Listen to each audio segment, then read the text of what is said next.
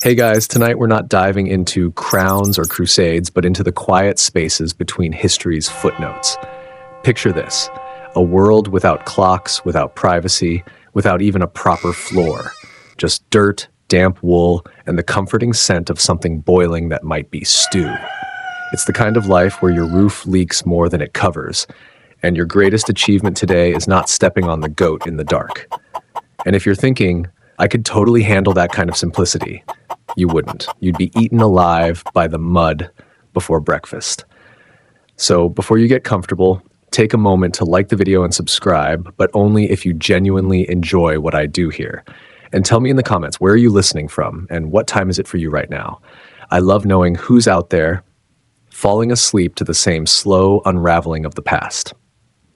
Now, dim the lights, maybe turn on a fan for that soft background hum, and let's ease into tonight's journey together. You're walking down a soft dirt path, the kind that knows rain like an old friend. Some parts are firm, others sink deep enough to swallow your ankles. There are no streetlights, no Google Maps. You measure distance in footsteps, from your home to the old oak tree your grandmother claimed rattled with spirits on foggy nights. Don't worry, you're not going far. In fact, most of your life will unfold within 2 kilometers of where you were born. People talk about the outside world, but for you, it's like a weak Wi-Fi signal. You know it exists, but you've never been able to connect. It's sometime in the late 13th century, a time when a pair of shoes was a fortune, and a bowl of porridge without bits of gravel was basically fine dining. You live in a tiny village that doesn't have a name, or if it does, nobody remembers it. There are no maps, no land titles, and definitely no health insurance. But there's barley, the scent of wood smoke, and the sound of a rooster that crows late because, frankly, he's terrible at his job. Historians still debate whether villages like yours were truly isolated. Some argue that locals traded, albeit sparingly, at seasonal markets. Others counter that market here might have just meant a guy selling onions with a grumpy mule. You don't need much to live. Just a roof that doesn't fall on your head in winter, and you're grateful. No one's rich, so envy doesn't get far. Just kidding. Villagers absolutely envy each other's chickens. If your hen lays daily, it's blessed by God. If it runs around like a maniac, it's clearly demon-influenced. Here's a fun fact most people don't know. The average medieval home had one room. Just one. You eat, sleep, cook, mend clothes, raise chickens, and give birth, all in the same space. Basically, medieval open concept before it was trendy. Biggest news lately? King Edward I has just banned certain types of public gatherings, worried that peasants might rebel. You heard it from old Tom, the guy who once spoke to a monk and now won't stop quoting him. No one asked what the monk actually said, because everyone was too busy blowing on firewood trying to start a flame. You don't know your exact birthday. No one does, but everyone knows when you're old enough to plow. Spoiler alert, it's about the same time you finally figure out how to tie your shoes. One of the strangest beliefs? In some parts of Europe, people thought walking past a graveyard without reciting a prayer could let your soul be snatched. So if someone's mumbling the whole way home, it's not a live stream, they're just playing it safe. You wake up with the first light slipping through a crooked wooden shutter, long before the rooster gets around to doing his job and way before the fire's even a thought. You don't have a clock. Your body is the clock. And sadly, it doesn't come with a snooze button. You shift on the straw mattress, back aching in that now familiar way, and stretch among the creaks of old wood and the very unmodest snoring coming from somewhere nearby. Could be your father, could be the goat. In the dim light, it's a detail you choose not to investigate. You step outside and breathe in the morning air, cold, damp, and laced with smoke, earth, and whatever the cow sneezed last night. It's what you've come to call weather. If you sneeze, someone will pat your back and mutter, "Must be the wind from the graveyard." You nod. Arguing takes energy, and no one here has had breakfast yet. In the village, everyone knows everyone's business, not because they're nosy, but because when you live this close, privacy is a myth.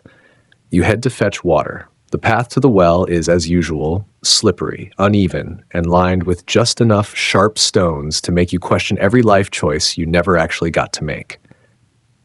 You bend down to scoop water, catching a glimpse of your reflection in the surface. Not recommended. Staring at your own face in the well is considered either vain or witchy, sometimes both. You quickly look away and mumble a prayer, not because you believe you're cursed, but just in case the water saw something weird. Fun fact, most people don't know. In medieval times, many folks believed that if you didn't carve a cross into your bread dough, it might not rise because the devil was sitting on it. And if it rose too fast, also the devil. Basically, bread problems equals Satan. A real historical event? Around 1290, King Edward I expelled the entire Jewish population from England, a decision with huge consequences across Europe. But in your village, nobody quite understands the details. Your father just says, sounds like someone important's really mad at someone else important. You nod. Not because you get it, but because that's the fastest way to end the conversation and go back to hoeing turnips. Historians still debate how informed medieval peasants actually were. Some say they were clueless, sealed off from the world. Others argue you should never underestimate the storytelling power of old men by a fire. They remembered everything and always added a bit of flair.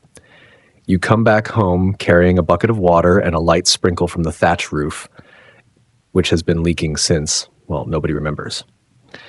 Inside, your mother is flipping oatcakes with slightly burnt edges, the kind of meal you'll eat with a bit of salt if it's not a fasting day according to the church calendar. You don't know what day of the week it is, but you do know it's the day after St. Rufus' feast because the village priest said so. Your calendar doesn't follow dates. It follows which saint is on shift that week. Sounds confusing, but hey, at least you don't have to remember if it's Tuesday or Wednesday. That kind of stress belongs to the future. Sometimes you wonder, is there a place where the food tastes better? Where the rain doesn't fall sideways into your bed? Is there more than sowing, reaping, then sowing again? But then you look at the pot of porridge bubbling over the fire, still yesterday's porridge, now with a fresh piece of cabbage, and you think, it didn't burn today? That's a win. You work almost the entire day out in the fields. No deadlines, but also no time off. You don't clock hours. You count by how far the numbness spreads from your heels to your spine. Every morning is a contract you didn't sign, just nodded to with your hoe. You're tilling the soil with a blade of iron strapped to a wooden handle your father's used since he had hair. Sometimes you think that plow blade is the only family heirloom actually passed down properly. The sky isn't sunny, but it's not raining either, which qualifies as a beautiful day. By medieval standards, beautiful means you haven't slipped in cow dung or been chased by wasps. Birds fly overhead. No one notices, unless you're a grain of wheat. Here's something most modern folks don't know. Many peasants paid part of their taxes in labor, not coin, called corvée.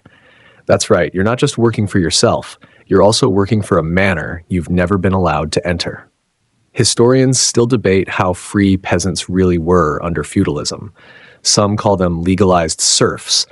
Others say they had the right to garden until they dropped. That kind of freedom, only angels get to enjoy it. Noon arrives like a modest reward. You sit by the edge of the field, eating bread as hard as roof tile and drinking water warm as your palm. No snacks. No ice, just the sound of wind and flies buzzing like a soundtrack you never asked for, but always got. An old man passes by and says, "Back in my day, I plowed 12 rows without stopping." You smile politely and don't argue, mostly because you know he now struggles to make it to the outhouse. You think about dinner. It'll be the same stew, of course. But if you're lucky, tonight might include a turnip. You thank God. Not because turnips are delicious, but because it's something to look forward to. Night doesn't fall with a bell, it arrives by feeling. You sense it when the sky turns the color of damp ash, when the chickens wander home on their own, and when people's footsteps start to slow, like someone's turned down the village's volume knob. You light the fire, not for cooking, but to keep the smoke going, mosquito control, and to make the room feel slightly less like the inside of a cold root cellar. You lift the lid on the stew pot. Yep, still there. Still warmish, still mysterious. The whole family eats around the fire, by hand with wooden spoons with whatever scoops. Nobody talks much, partly because they're tired and partly because talking doesn't make the stew stretch. You don't hope for seconds. You just hope the first bowl is full. When bedtime comes, everyone drifts to their pile of straw. You lie down, surrounded by breathing, creaking wood and wind sneaking through the thatch. Your house has one room, and in that room is everyone. You, your parents, your siblings, your grandfather, and sometimes a very lost cousin. Oh, and chickens. Chickens sleep inside too, along with the cat, the dog, and a goat with boundary issues. You don't change clothes to sleep. In fact, taking off clothes to sleep is considered suspicious. You sleep in the same damp wool you wore all day, partly for warmth, mostly because you don't own enough to rotate. Here's something interesting. Medieval people didn't sleep straight through the night. Sleep came in two parts, first sleep and second sleep, with a quiet, wakeful hour in between. During that time, people would pray, talk softly, even step outside if they were brave enough to face the wind, the dark, and the occasional unexplained howl everyone pretended not to hear. Historians still debate why biphasic sleep was so common. Some say the body naturally aligned to sunset and sunrise. Others argue poor nutrition made deep sleep difficult. You don't care. As long as someone throws a cloak over you during that middle-hour chill, you're grateful. The night isn't silent. It's a strange little symphony. Your grandfather's wheeze, rain on the thatch, the dog sighing like he, too, has a deadline tomorrow. Sometimes you hear a soft knock at the door. Someone in the room makes the sign of the cross. No one opens it. Everyone closes their eyes because in medieval night, nothing good knocks after supper. You close your eyes, pull your tunic over your ears, and try to ignore the rain tapping the roof, your grandfather shifting beside you, and the cat chasing a mouse across the rafters like it's training for the Olympics, when your body speaks up. Not in words, in sensation. You need to go. A simple, natural need. But in a cold, damp night, with no flush toilet, no hallway lights, and definitely no fuzzy slippers, relieving yourself in the Middle Ages was a real adventure. You sigh. No one stirs, no one helps. Everyone pretends to be asleep. And you know you're about to face one of those essential survival rituals modern people will never truly understand. Going to the bathroom in the dark, in a world with no toilets. Here's a fact most people don't know. In the Middle Ages, relieving yourself wasn't just a matter of hygiene. It was about geography, social class, and occasionally theology. If you're a peasant, your most common option is the chamber pot, a wooden bucket or clay jar kept in the corner of the house, covered with a cloth or lid, and definitely not to be confused with the soup pot. You quietly climb out of the straw bed, blindly feeling your way across the room. Your eyes can't see, your hands touch everything, your feet try to avoid stepping on the cat, and your nose? Yeah, better switch that one off. Even finding the pot isn't the end, because what if someone's already using it? That's a question you never want to answer the hard way. You manage. You sit, half awake, half regretting every choice that led to this moment. Cold air creeps in through the cracks, something scratches outside the wall. Could be a branch, could be something else. You decide not to find out. Finished, you slam the lid shut with the kind of swift, precise motion that can only come from generational muscle memory. You crawl back to your straw pile, trying to wedge yourself between your grandfather and a chicken dreaming of corn. In the morning, the pot will be dumped, usually in the field, sometimes over the fence, if you happen to live by a road. That's where the phrase, mind your step, really earned its reputation in medieval Europe. In cities, public latrines were a different beast. Rows of stone benches with holes, sometimes overrunning water, sometimes not. People sat side by side, chatting like they were waiting for the bus. No stalls, no scented paper. Going to the toilet was a social activity. Historians still argue whether medieval folks were truly as unhygienic as we assume. Some insist they had strict cleanliness habits, bathing on holy days, using ash and herbs to wash, and keeping a surprisingly clear distinction between washing water and definitely do not wash water. Others say if you're sleeping with goats, rats, and 3 generations in one room, clean becomes more of a spiritual concept than a physical one. Either way, you've survived another night. You've gone in the chamber pot without knocking it over, without stepping on the cat, without waking up Grandpa. And by medieval standards, that's a roaring success. You've barely laid back down for a few minutes when your stomach starts making noise again. Not to send you to the chamber pot this time, but to ask, so, is there anything to eat today? Hunger in the Middle Ages didn't arrive like it does in movies. with drama and desperation. It crept in slowly, like an unwelcome guest who never leaves. At first, the stew gets thinner, the bread gets smaller. Your mother sighs more often when she splits a turnip in half. And then comes the day when there's nothing left to thin out. Famine was as regular as the rainy season, except it didn't send a calendar invite, and it never ended when you wanted it to. When the crops failed, when it rained too much or not at all, when the wheat didn't sprout, when the beans rotted in the soil, that's when you had to relearn a very old question. What is food? And what's left of it? You'd be surprised at what people back then learned to eat, things modern folks would only use as compost. Tree bark, wild roots, dried bean husks, weeds. If you could chew it and not die, it made the list. Some peasants baked what was called famine bread, a mix of ground bark and leftover oat flour, dense enough to double as a blunt object if needed. Tragic, yes, but when faced with two choices, starving or chewing something that tastes like furniture, you chew. There were days you only ate once. There were days you stared into a boiling pot of water and saw nothing. But you kept stirring anyway, because the sound of it was enough to keep hope from going completely silent. Here's something most people don't know. In some parts of medieval Europe, hunger was seen as a punishment from God, a divine test of faith. Villages would hold public prayers, walk saint statues into the fields, or, less charitably, blame witches. Whatever the outcome, your stomach still growled. Historians still debate whether medieval peasants were truly passive in the face of suffering. Some say they were crushed under religion and feudal control. But others argue something different. Peasants didn't just endure. They adapted, improvised, and protected each other through the smallest acts. You still remember one time a neighbor found a sack of dried beans hidden since last season. Instead of hoarding them, he shared a handful with every house. No one was full, but everyone was a little less alone.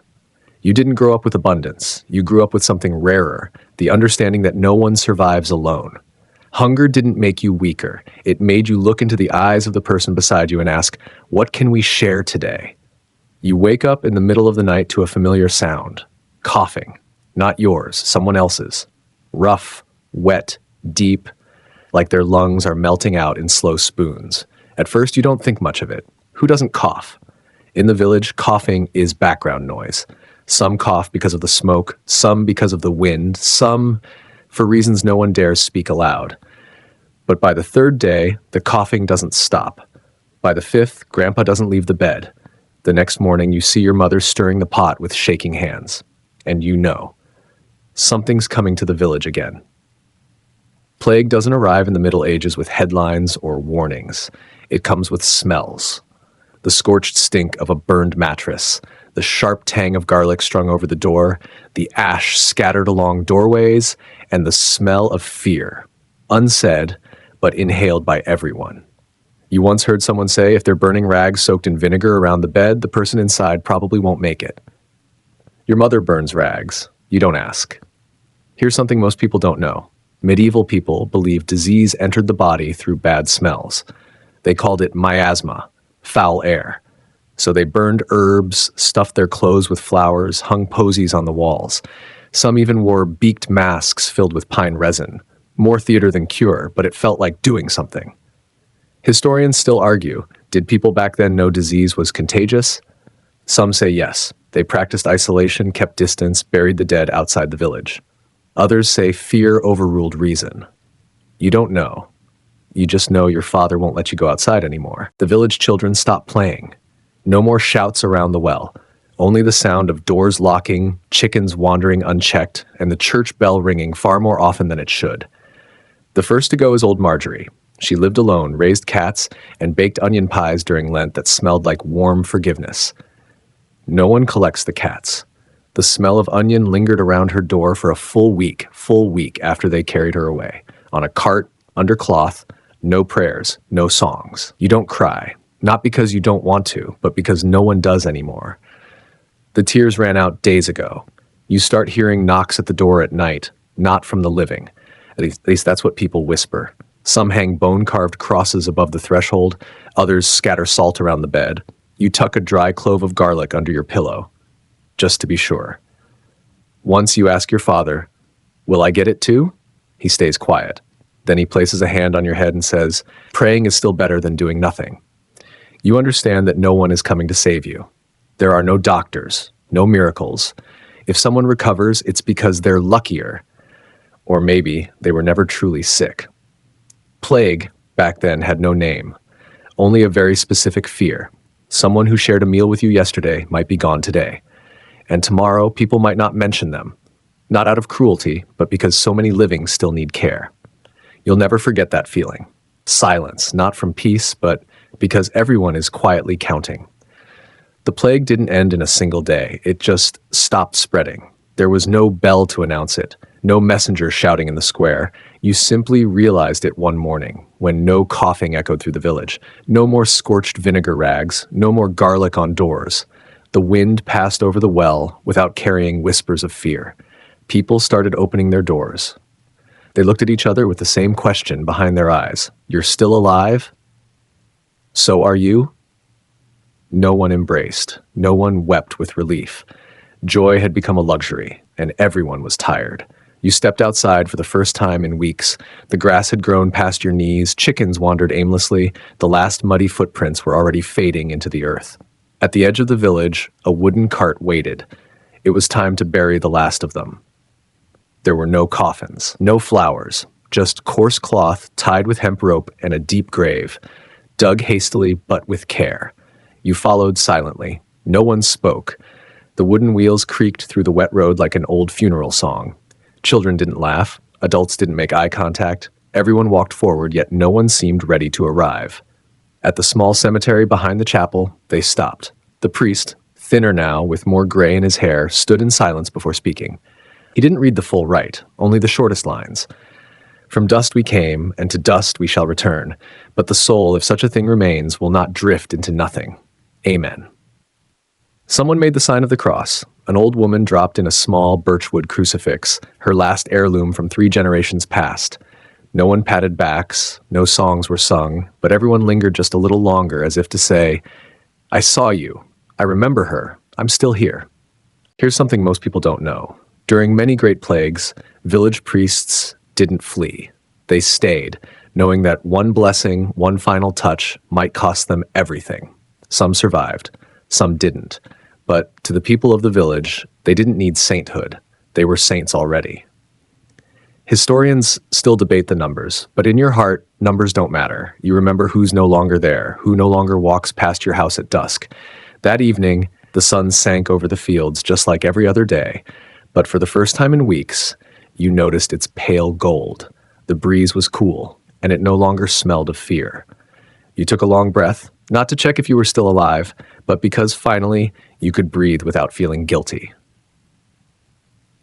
After the plague, the village didn't just have to relearn how to plant seeds, it had to relearn how to grow families. So many had been lost that sharing a meal with a full circle around the fire became a rarity. Houses that once felt cramped now echoed. Children had no one left to chase. The straw walls held old clothes and silence. No one said it out loud, but everyone understood. It was time to marry.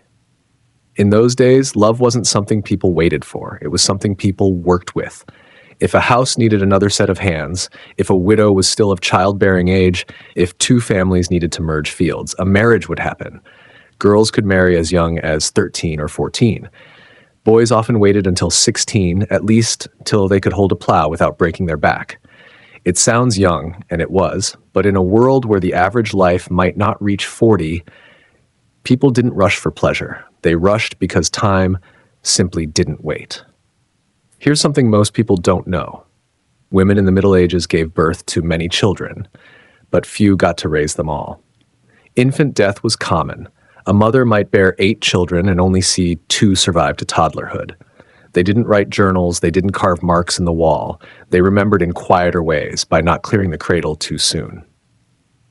Historians still debate this. Did medieval parents feel the same deep emotional bonds with their children as we do now?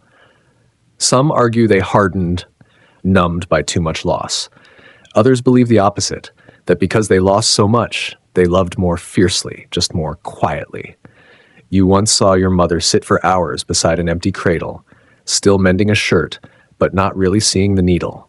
She didn't cry, But when she heard a baby cry from the neighbor's house, her hands paused for just a second. Marriage, childbearing, and grief. Then childbearing again. The cycle was never turned into poetry, never carved into legend. But it was how the village survived. The farm needed hands, winter needed arms, and no one wanted to die without someone left to light a candle in their name. In the village, when someone became pregnant, no one cheered. They just nodded quietly and began repairing the roof, patching the floor. Because if the baby lived, it would need a warm house. And a name, one that would be spoken when the church bells rang. Giving birth was one thing. Raising a child was something else entirely. If you've ever pictured a medieval mother sitting by a sunny window, knitting, singing lullabies to her baby in a peaceful field of wheat, you should know. Windows had no glass, clothes weren't knitted but patched, and golden sunlight usually came with the smell of cow dung. There was no nursery, no white-painted crib, certainly no baby monitor.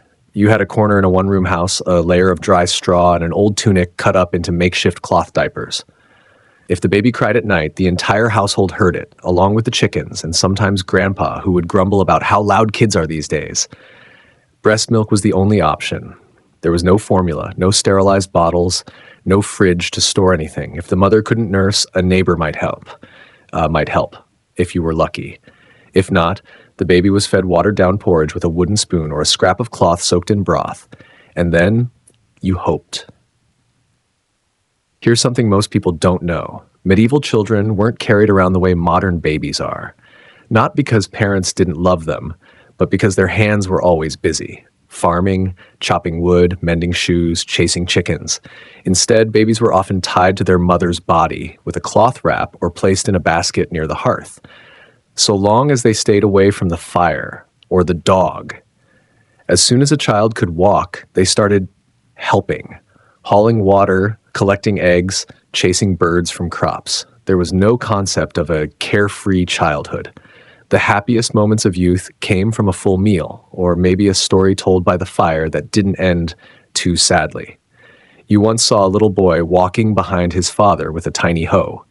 He wasn't helping, really, but walked with all the importance in the world. His father said nothing, just reached back now and then to steady the boy when he wobbled. That was parenting back then. Not always tender, not full of words, but enough to let the child know, I'm here. Historians still argue whether medieval children were treated too harshly. Some say they were raised under strict discipline.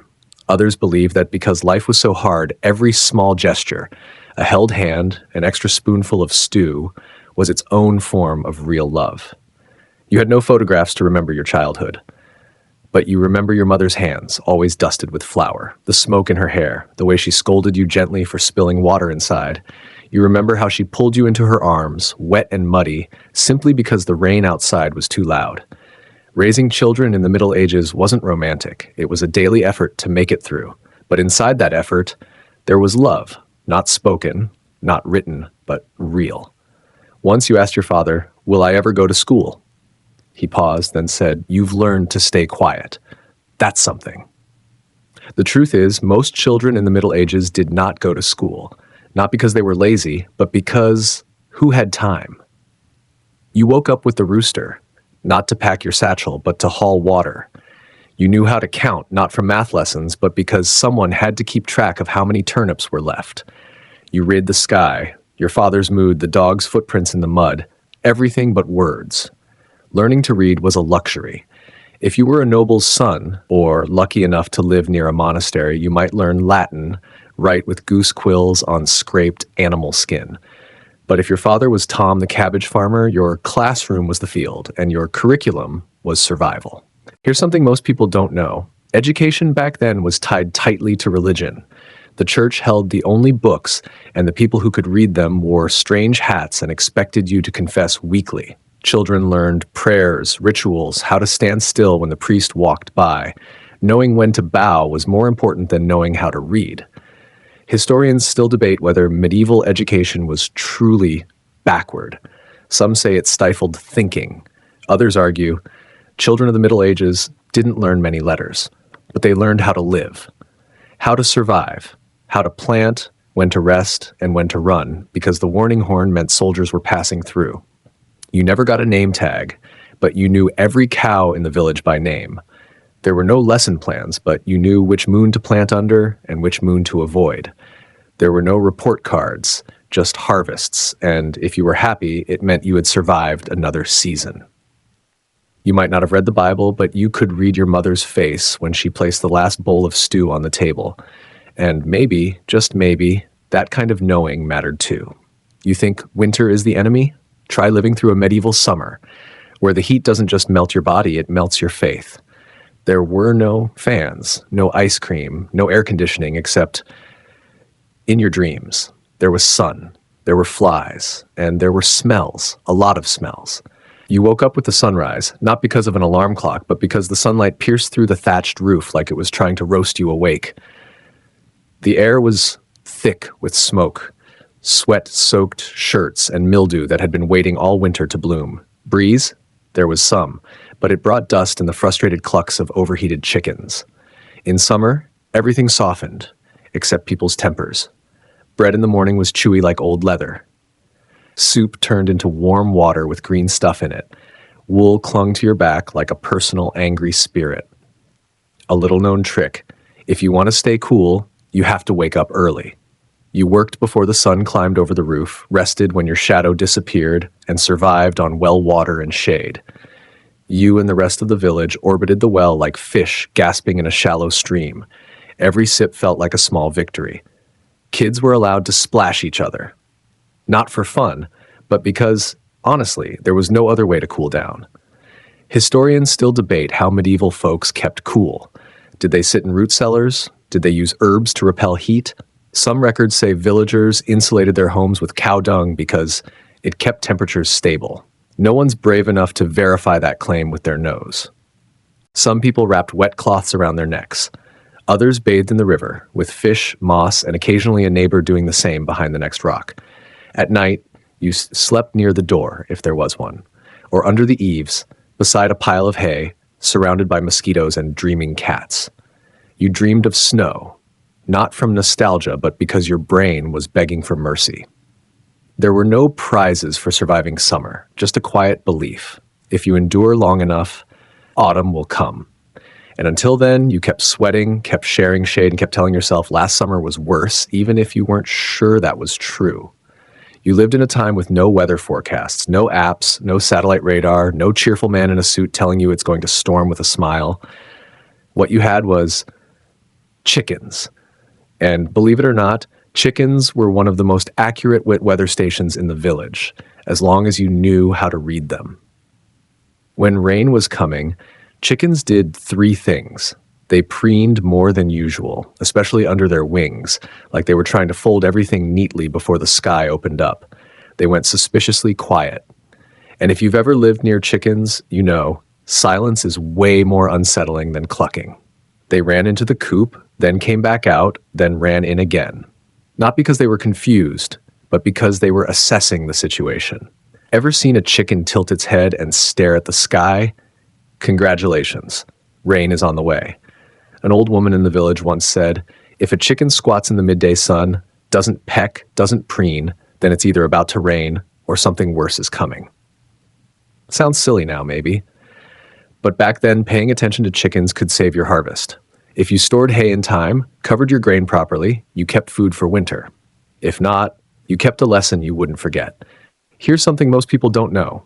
Medieval folk also used frogs, dogs, and even back pain to predict weather.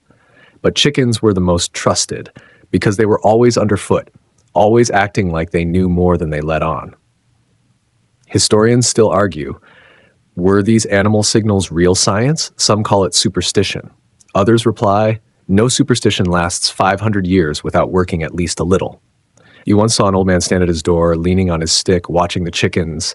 He nodded once and said, rain'll come by supper. And it did. You don't know how he knew. But ever since, you've never looked at chickens the same way again. No digital calendars, no climate graphs.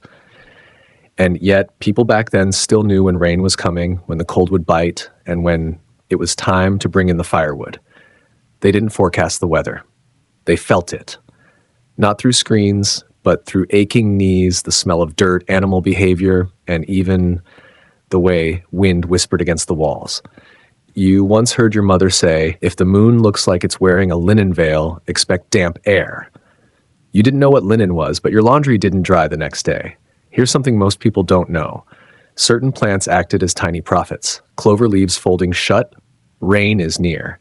Elm leaves curling like they're shivering, cold's coming. Ivy drooping low, strong winds on its way. If chickens were the weather TV, then dogs were the low-frequency radio. Before a storm, they whimpered, hid under tables, or barked at invisible things. People laughed. But by morning, a corner of the thatched roof was gone. Toads, frogs, crickets, all had their roles. If a toad climbed your doorstep, someone would say, moisture's coming. Not superstition, just observation. Toads hate dry ground. If they move, the air is shifting. Historians still debate whether these folk signs had any real science behind them. Some say it was just luck. Others argue one person guessing is chance. A whole village guessing right over centuries, that's something else. You once saw your grandfather wince and mutter, "East wind's coming." And it did. No barometer, just an old spine. You learned to read the sky, not to write reports, but to know when to dry clothes, when to seal the well, when to keep the cat inside because it just licked its paw and shivered, which meant a thunderstorm was crawling in from somewhere. They didn't study the weather, they lived inside it. And over generations, they left behind tiny pieces of wisdom, not written in books, not taught in school, but strangely, almost eerily, true. Summer made you sweat. Autumn made you breathe easier. But winter made you silent. Not out of laziness, but because even speaking turned into steam. You wake on the first winter morning with the sensation that your face is no longer yours. It's numb, like a potato forgotten outside overnight. Fingers sting, nose flushed red. You glance around. The fire went out during the night. Grandpa is still snoring, but his beard has a thin layer of frost like the one gathering on the thatched roof. There's no central heating, no electric stove, just fire, and the hope it doesn't die. The first to rise, usually your mother, has to relight the hearth. It's not romantic like in poems. The ashes are damp, the wood is wet, and the wind howls through the gaps in the wall. Fire doesn't begin with poetry. It begins with patience, cracked hands, and muttered curses about a world that got too cold too fast. You huddle in scratchy wool, 3 layers thick, and start your day. No hot tea, no hearty breakfast, just cold porridge and the sound of wind whistling through straw. In winter, everything slows. Footsteps, words, even hope. You learn to ration breath. Warmth is not something you waste. You work outside, even with snow up to your knees. You chop wood, clean stalls, haul slush. The sun rises slowly and sets quickly. A day feels no longer than a sigh, but it's enough to spot smoke from a neighbor's chimney and feel, just for a second, they're still alive. Here's something most people don't know. Winter in the Middle Ages wasn't just cold. It was quiet. No festivals, no laughter in the lanes, just wind, breath, and the sound of a wooden bowl placed gently on a table. You remember a boy once saying, "Even the birds stop singing in winter," maybe because no one's in the mood to listen. Historians still argue, was winter a season of rest for medieval people? Some say yes, a break from endless field work. Others believe it was a season of mental exhaustion where survival took the place of living. Inside, people gathered around the hearth, not to talk, but just to sit close. Children played with dried turnips as if they were dolls. Adults mended, knitted, and counted how many beets were left in the root cellar. Everyone quietly knew, it's not the end of winter, but we're already scraping the bottom. You learn things in winter.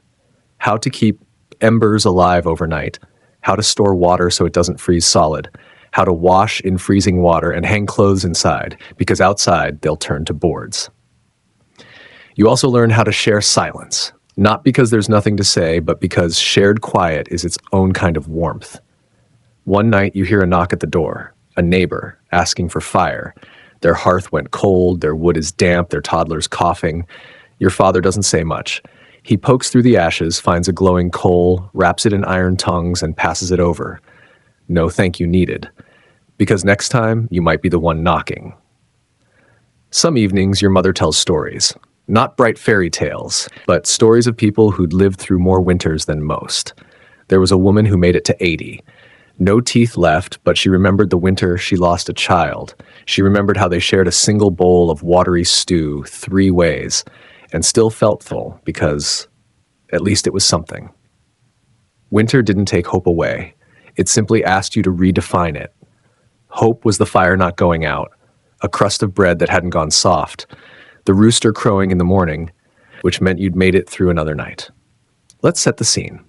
It's winter, somewhere in a nameless medieval village.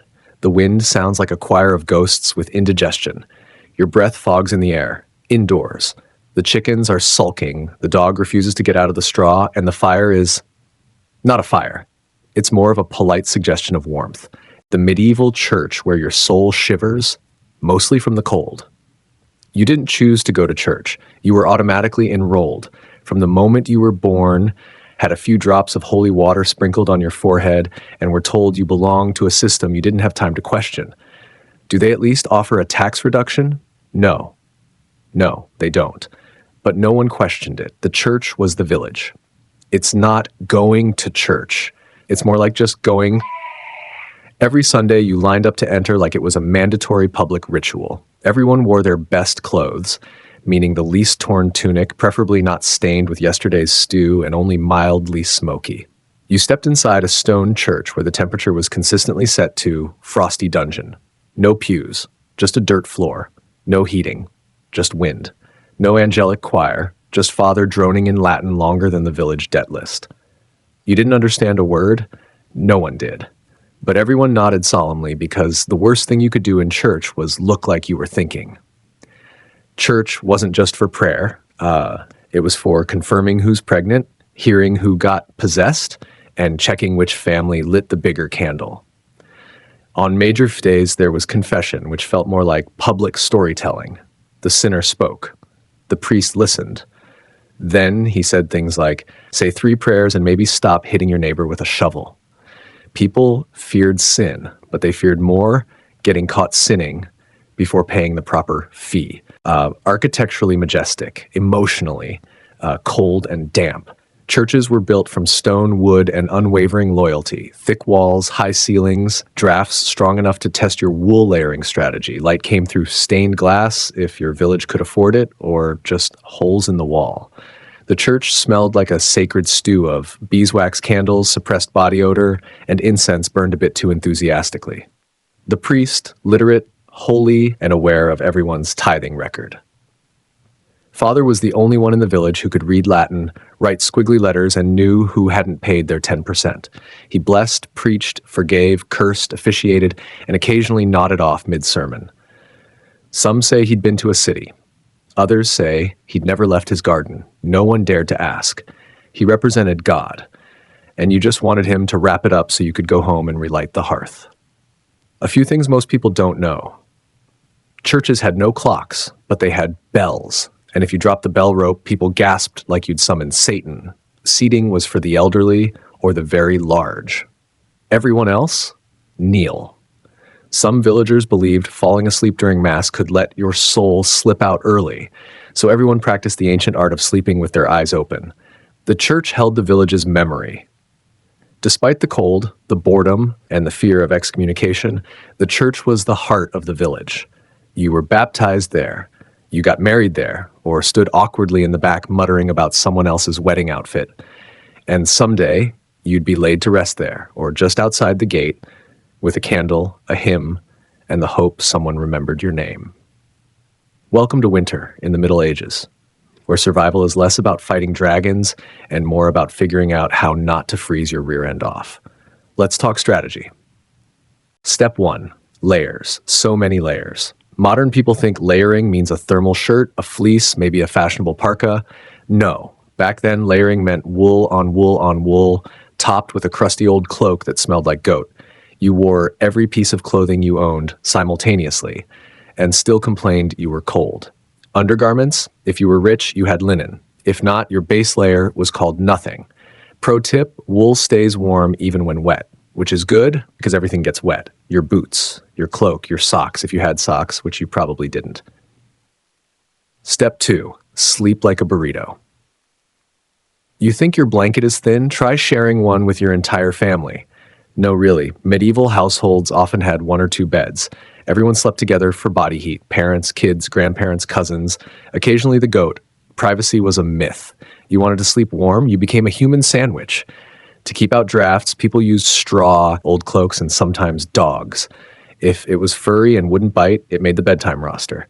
Bonus, nobody undressed to sleep, ever. You slept in what you worked in, which you also probably died in. Pajamas weren't invented yet. Clean clothes were aspirational. Soap was folklore. Step 3, fire, or the dream of it. You didn't just light the fireplace. First, you prayed the embers from last night were still alive. Then you blew on them like you were negotiating with a grumpy spirit. Firewood? Expensive, scarce, possibly damp. Charcoal was better if you could afford it, which you couldn't. Instead, peasants used peat, dried dung, or whatever wasn't nailed down. If it burned or smoked aggressively, it went in the hearth. Pro tip, dried cow poop is surprisingly effective. Less pro tip, it also smells like, well, cow poop. Step 4, the architecture hates you. Your house is made of sticks, mud, and prayer. The thatched roof leaks. The wattle and daub walls let in air like they were auditioning for wind tunnel duty. Windows? Just holes with wooden shutters that don't quite close. Glass? That's for churches and royalty. If the wind doesn't get in, the rats do. If not the rats, then your neighbor's chicken who insists your house is warmer. One room, all purpose. Sleep, eat, cook, cry. And no insulation. Your home's temperature? Whatever temperature God has chosen for the dirt outside. Step 5, eat for heat. There's no central heating, but there is stew. Eternal stew. That pot on the fire never truly empties. You just add to it, day after day, week after week. If you're lucky, it includes vegetables. If you're not, it tastes like yesterday's boiled regret. Still, it's warm. It fills your belly, and it distracts you from your numb toes. Meat? Rare.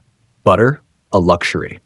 Alcohol? Yes, please. Weak ale was the medieval hot chocolate, served warm, shared with kids, and just alcoholic enough to make the cold slightly less offensive. Step 6, move or die. Sitting still is a trap. You slow down, you freeze, so you keep moving. Chop wood, chase chickens, mend things, fight the urge to cry because your blanket is actually frozen. Children had it easier. They were smaller, so they fit better under tables and in corners. Also, they doubled as personal heating units. If you've got one, keep it close. Fun fact, medieval people didn't hibernate, but they absolutely slowed down. Winter was less, let's be productive, and more, let's not die. Step 7, folk magic and sheer desperation. People did what they could. Some hung garlic over the door, not for vampires, for bad luck, bad spirits, and possibly bad drafts. Others stuffed herbs into cracks in the wall, or sang to the fire. One old guy in your village swears that if you sleep with an onion under your bed, it'll absorb the cold. Another ties iron nails to his shirt for warmth. You don't argue. Everyone's got their method. And honestly, it's not the weirdest thing you've seen this week. Final step, lower your expectations. Winter in the Middle Ages wasn't about coziness. There were no cinnamon candles, no fuzzy socks, no Netflix and stew. It was about getting through it. One fire, one stew, one day at a time. Did your house stay warm? Not really. Did your nose turn purple? Absolutely. Did you complain? Constantly. But you made it. And if someone asks you how to survive medieval winter, you look them dead in the eye and say, layer up, hug the goat, and never, ever let the fire die. The first day of spring, aka the medieval family's Super Bowl, it started with a smell, not a bad one, for once. Not damp straw, not boiled cabbage, not wet wool, not the goat's breath. This was different. Fresh, green.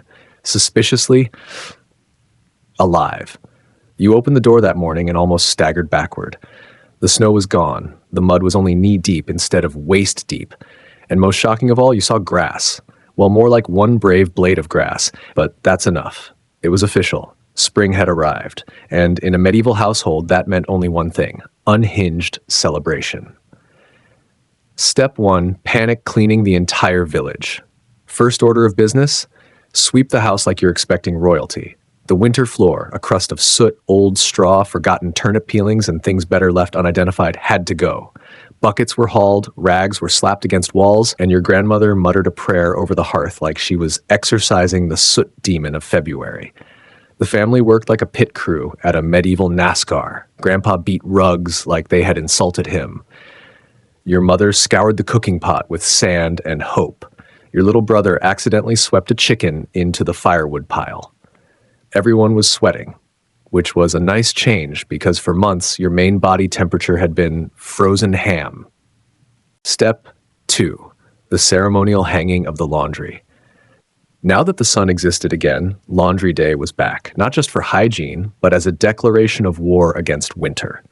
Every piece of clothing you'd worn since November, so all of them, was washed and hung like flags of freedom. Shirts, tunics, undergarments, suspiciously stiff socks flapping proudly on lines between trees. Children ran under the laundry, shrieking like spring lambs. Someone started singing. No one remembered the lyrics.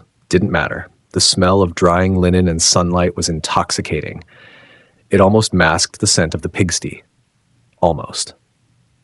Step 3. Inventory the survivors, aka the chickens. Spring also meant it was time to count the animals and check who'd made it. The goat was thinner. The dog was older, the cat was still judging everyone, and the chickens, alive, feathered, deeply traumatized by 4 months of sharing indoor sleeping quarters with humans. But today they were scratching the thawing dirt like they'd just been released from prison. Eggs reappeared like a miracle. People wept. You hadn't seen a fresh egg in weeks. Your aunt kissed it before cracking it into the stew, whispering, "Thank you, noble hen." The hen blinked slowly as if to say, "You're lucky I don't unionize." Step 4. A feast built from almost nothing. There wasn't much food left after winter, but today you ate like kings. Bread was made, not the hard, weapon-grade winter bread, but fluffyish, almost edible spring bread made with the last bit of flour and wild herbs someone bravely yanked from the thawing edge of the forest. Someone found a shriveled apple in the root cellar and everyone passed it around like a holy relic. The stew pot sang on the fire. This one had spices. Okay, a single clove of garlic, but still, that counts. And for dessert, a chunk of honeycomb, found stuck to the side of the barn roof. Slightly dusty, everyone had a bite. Everyone grinned like fools. You'd think it was gold. Step 5, weirdly theatrical rituals. Now that spring had officially arrived, the family had to mark the occasion properly. Your uncle wore flowers in his beard. He declared himself Lord of the Thaw and demanded everyone bow. Your mother threw a spoon at him. He bowed anyway. Your cousin did a spring dance, which involved hopping in a circle and shouting things like, "Banished be the chill." It was unclear if it was traditional or entirely made up. No one cared. The goat joined in. Your grandmother sprinkled ashes into the garden beds while whispering a mixture of prayer and complaint. She said it would bring good crops. She also said last year's turnips were arrogant. You never questioned her. Step 6. Hope that night you sat by the fire. A real fire, not a please don't go out ember pile.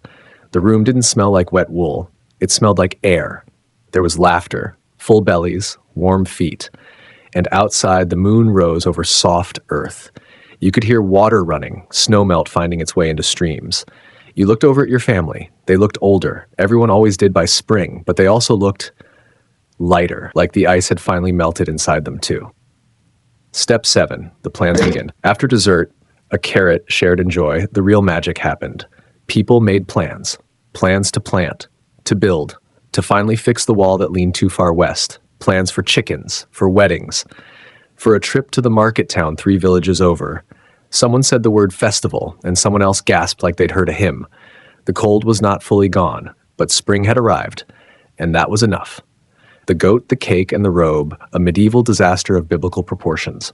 It started, as most disasters do, with optimism. The sun was out, birds were singing, the mud was only mildly treacherous, and in the middle of the village square, the baker's wife was shouting, "He's doing mass in the new robe! We're baking a cake!"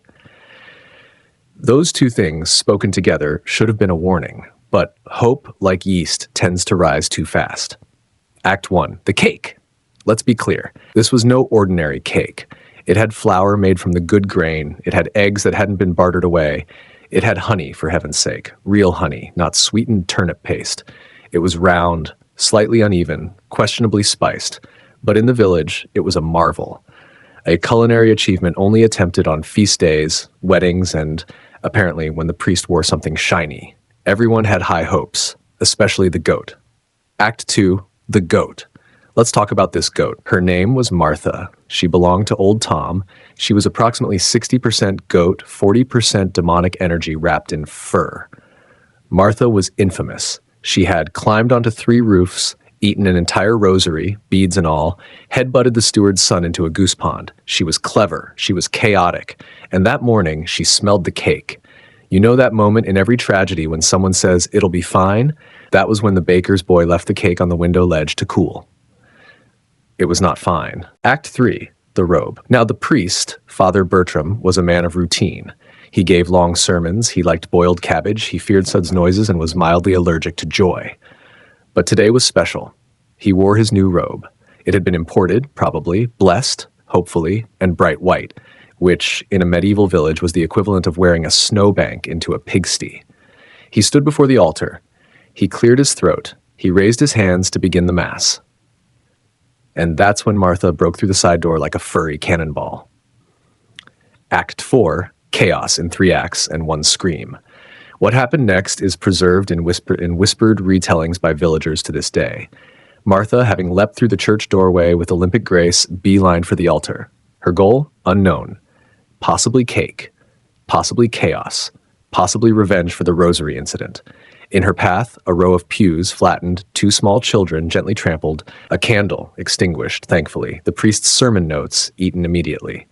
Father Bertram, in his majestic robe, turned, just in time for a full-speed goat to leap directly into his midsection. They collapsed like divine bowling pins. The robe, torn. Trampled, stained with goat hooves, honey, and possibly holy wine. The villagers, screaming, some from horror, others from laughter, a few from sheer admiration of Martha's form and technique. Aftermath and moral confusion. The Mass was canceled. The robe was ruined. The cake, what was left of it, was salvaged from under a bench and shared in awkward silence. Martha was unharmed, unrepentant, and very slightly sticky. Old Tom found her licking the altar and muttering goat-like satisfaction. Father Bertram was helped to his feet. His pride, unlike his robe, was not easily mended. But no one was injured. The church still stood. The children learned a new word they were told not to repeat, and Martha became a legend. Epilogue. A saint or a menace? To this day, some villagers claim the incident was a divine message, a sign from above about pride or gluttony or not leaving cake unattended. Others say it was just Martha being Martha. A few believe the robe was cursed.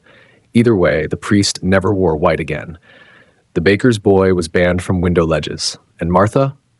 Martha was spotted weeks later sneaking into the tithe barn, eyes fixed on a sack of barley, as if she was plotting her next miracle.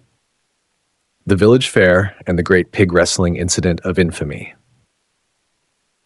The village fair came once a year, which was precisely as often as the village could survive it. It was a glorious, chaotic, mildly dangerous day where shoes were optional, ale flowed like someone had declared a drought on self-control, and men made very poor decisions in front of women they hoped would notice them.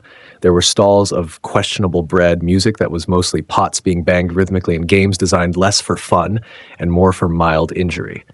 But the highlight, the crown jewel, the main event? Pig wrestling. Act 1, the pig. This year's pig was named Clarence. Clarence was massive, slippery, possibly sentient. He had the eyes of someone who'd seen things involving mud, betrayal, and last year's fair. He wasn't just a pig, he was a veteran, and he did not want to be caught.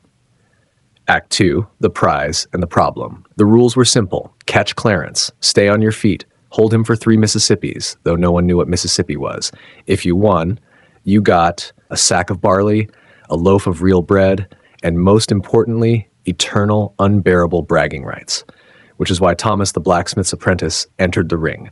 Thomas was tall, Thomas was strong, Thomas was exactly the kind of man who believed confidence alone could defeat physics. Spoiler, it cannot.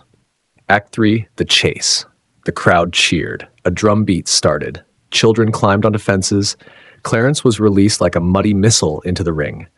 Thomas leapt forward, arms wide, confidence high. Clarence dodged like a ghost. Thomas landed face first in mud so thick it made a slurp noise the entire village would imitate for weeks. Round 2. Thomas lunged. Clarence swerved. Thomas missed. Again. Clarence's hooves clicked across the packed dirt. Thomas's boots suctioned with every step. The crowd was screaming. Old women were cackling. The priest may have muttered a quiet prayer for everyone involved. By attempt number 5, Thomas was panting like a dog and looked like a loaf of bread that had fallen in a river. Act 4, the turn. Then, Somehow, miraculously, he caught Clarence.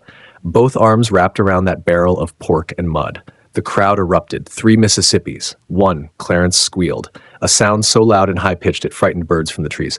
2, Thomas took a step back to stabilize, which was a mistake. 3, his heel slipped. There was a shriek, a blur. And then, splash. Act Phi. Silence fell. The pig ring sat beside the old village well. Covered, yes, but only loosely. And apparently today the cover had been misplaced, removed, perhaps eaten by Martha the goat. All anyone saw was a triumphant Thomas, a wiggling Clarence, a heroic backward stumble, and then Thomas vanishing with the pig in his arms. Down the well, entirely. Gone. Act 6, rescue and regret. The entire village ran to the well like moths to a tragedy. People shouted, leaned in, argued over who should lower the bucket. The steward began drafting a complaint letter to whoever let this happen. Eventually, Thomas emerged, muddy, cold, slightly concussed, but still clutching Clarence. He was soaked. Clarence looked mildly smug. The rope creaked, groaned, and lifted them both like a wet, squealing symbol of everything that went wrong in springtime. 7th, aftermath and honor. Thomas didn't win the barley. The pig was technically not held continuously due to the mid-air screaming fall. The priest declared it a gray area and went home to lie down. But the village? They told that story for years. Children reenacted it with dolls and buckets. A song was written. It had 5 verses and no musical consistency.